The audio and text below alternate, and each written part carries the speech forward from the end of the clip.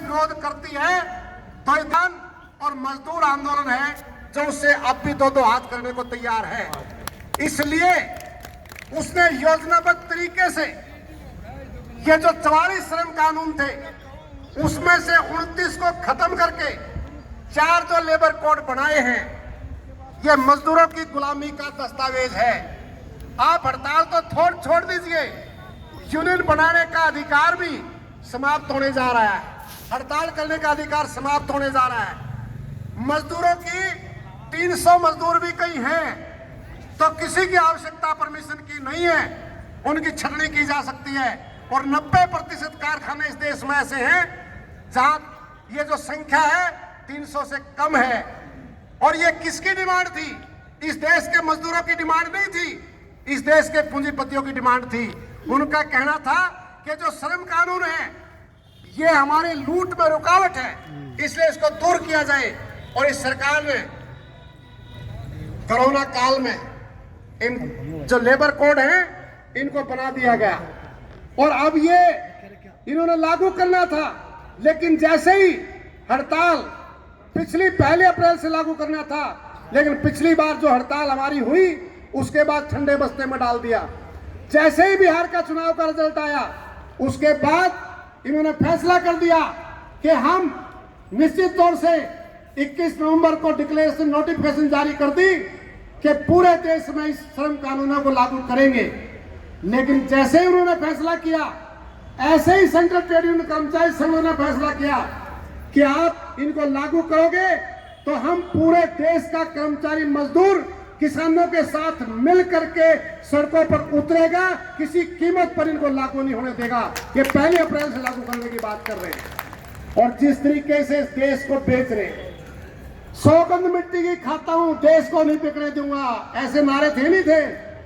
और आज रेल भी, तेल भी, भेल भी, बैंक भी, बीमा भी, पोर्ट भी, एयरपोर्ट भी, ट्रांसपोर्ट भी, बिजली भी, सबको बेचा जा रहा है।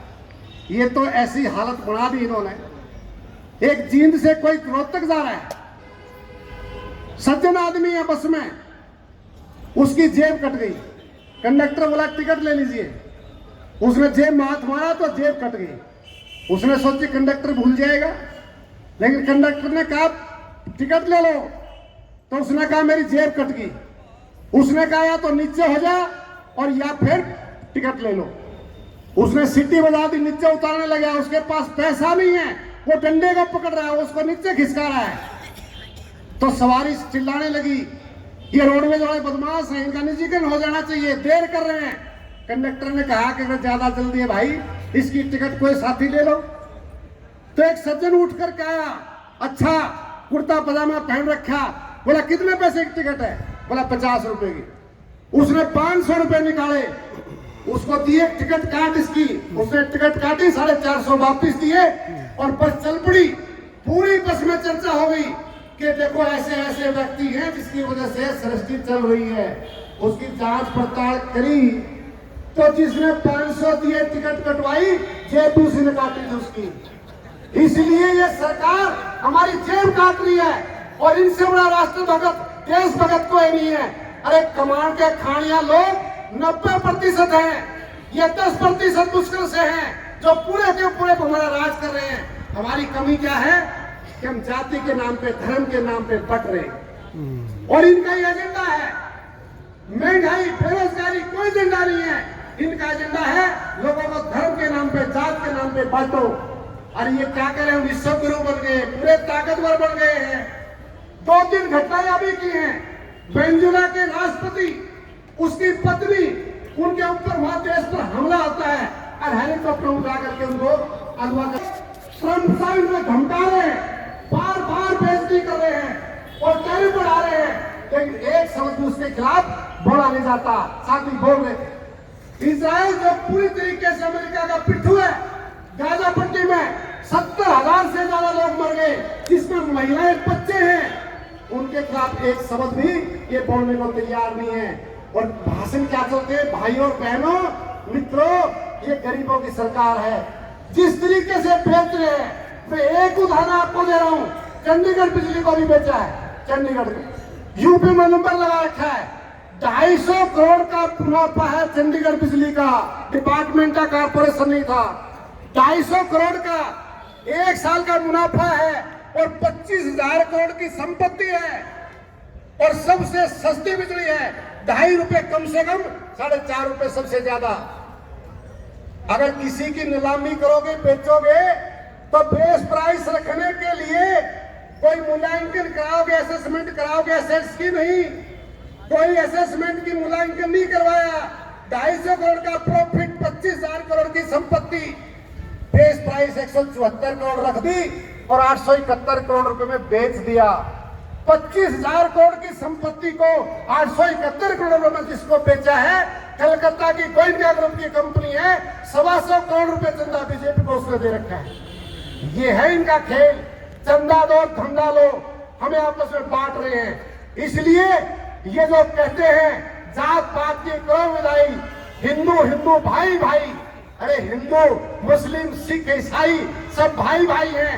मजदूर, किसान, नौजवान, छात्र, महिलाएं सब मिल करके लड़ेंगे। और 12 फरवरी की जो हड़ताल आजम साहब कह रहे हैं, अगर ये हड़ताल कामयाब नहीं हुई तो सरकार कहेगी कि जो हम नीतियां लागू कर रहे हैं, चाहे बिजली संशोधन बिल 2025 का ड्राफ्ट जारी कर दिया है, बजट सेशन में पारित हो रहा है। अभी हमारी मीटिंग कैबिनेट सेक्रेटरी के बिजली के साथ थी, फॉर्मेलिटी पूरी कर रहे, कोई सुनने को तैयार नहीं है। अगर बिजली प्राइवेट में चली गई, आप ध्यान से सुन लो, इस देश में बीएसएनएल का महकमा था ना, बीएसएनएल वाला के लिए वोडाफोन, आइडिया, एयरटेल आया। बीएसएनएल के पास 3G था, इनके पास 4G था, उसकी पिटाई करी। 3 लाख कर्मचारी बीएसएनएल में थे, आज 30,000 नहीं है। जब बीएसएनएल, ये वोडाफोन, आइडिया, एयरटेल, बीएसएनएल मरा, उसके बाद ये आए, फिर इनको मारने के लिए, अपने मित्र के लिए क्या किया, फिर जियो दे दनादन आ गया।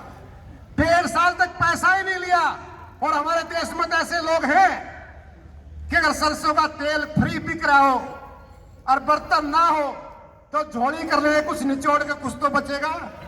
इसलिए सारे के सारे आइडिया, वोडाफोन, एयरटेल सबके सब रिलायंस में, जियो में चले गए। और आज क्या हुआ, एक छत्रराज हो गया। इसलिए बिजली में भी वो कह रहे हैं कि जो बिजली के जो कारपोरेशन है, इनकी मोनोपोली को तोड़ने के लिए आपके बराबर में हम प्राइवेट लाइसेंस देंगे। अगर प्राइवेट लाइसेंस देने हैं, अगर डिस्ट्रीब्यूशन में प्राइवेट लोग लेकर के आने हैं, तो उसके लिए स्मार्ट मीटर चाहिए। बगैर स्मार्ट मीटर के नहीं कर सकते। पहले स्मार्ट मीटर लगेगा, फिर वो प्रीपेड होगा और फिर अब पैरेलल लाइसेंस ही दूसरा प्राइवेट आदमी